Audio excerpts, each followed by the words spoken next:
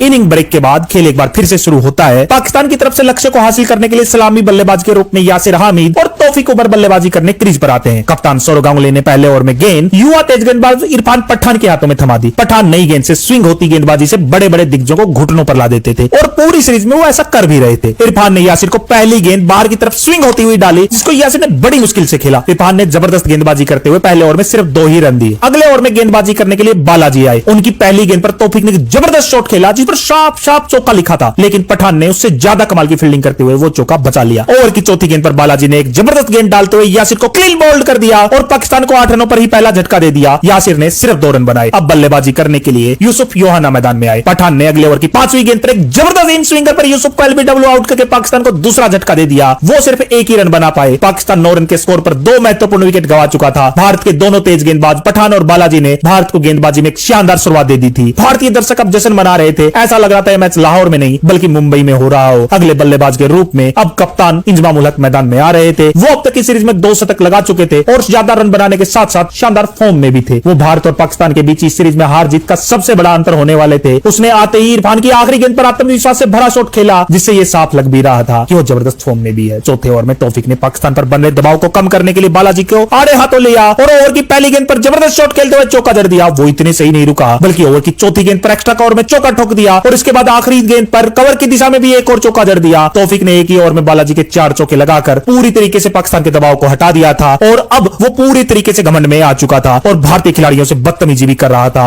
पाकिस्तानी समर्थक भी बेशर्मों की तरह जश्न मना रहे थे, लेकिन 7वें ओवर में इरफान पठान ने तौफीक को क्लीन बोल्ड करके उसको उसकी औकात याद दिला दी। इस बेशरम पाकिस्तान के घमंड की स्टंप की गिलियों को हवा में उड़ाते हुए पठान ने बता दिया कि हिंदुस्तानी पठान की पावर क्या होती है। पाकिस्तान सिर्फ 6.1 ओवर में मैच 25 रन पर 3 महत्वपूर्ण विकेट गंवा चुका था। भारतीय गेंदबाजों के आगे पाकिस्तान के बल्लेबाज बेबस से कमजोर से नजर आ रहे थे। अगले बल्लेबाज के रूप में बल्लेबाजी करने के लिए मैदान पर अब यूनिस खान आ रहे थे। बालाजी के 8वें ओवर की आखिरी गेंद पर यूनिस खान बाल बचे। किस्मत इतनी मेहरबान हुई कि गेंद विकेटों को छूते हुए निकल गई। इरफान पठान के अगले ओवर में यूनिस खान ने एक्स्ट्रा कवर पर जबरदस्त शॉट खेलते हुए चौका जड़ दिया। 10वां ओवर डालने आए बालाजी की पहली गेंद पर इंजमाम उल हक ने लॉन्ग ऑफ पर जबरदस्त चौका ठोक दिया। यह सिर्फ एक चौका नहीं था, बल्कि चौके ने भारत को बता दिया था कि मैच अभी खत्म नहीं हुआ है और साथ ही इस चौके के रोकने के चक्कर में कप्तान गांगुली भी बुरी तरीके से चोटिल हो गए। गांगुली को स्ट्रेचर पर लेटाकर वापस मैदान से बाहर ले जाया गया, जिसे देखकर हर भारतीय दर्शक टेंशन में सहम सा गया। चोट के कारण भारत के सेनापति जरूर वापस जा रहे थे, लेकिन इस सेना की लड़ने की क्षमता को उससे कोई फर्क नहीं पड़ने वाला था। इंजमाम ने बालाजी की अगली गेंद पर डीप बैकवर्ड पॉइंट पर एक और जबरदस्त चौका जड़ा। पाकिस्तानी कप्तान को अब लक्ष्य साफ दिख रहा था। वो बड़ी सूझबूझ के साथ उसकी तरफ बढ़ भी रहे थे। 10 ओवर के बाद 3 विकेट खोकर पाकिस्तान का स्कोर 45 रन था।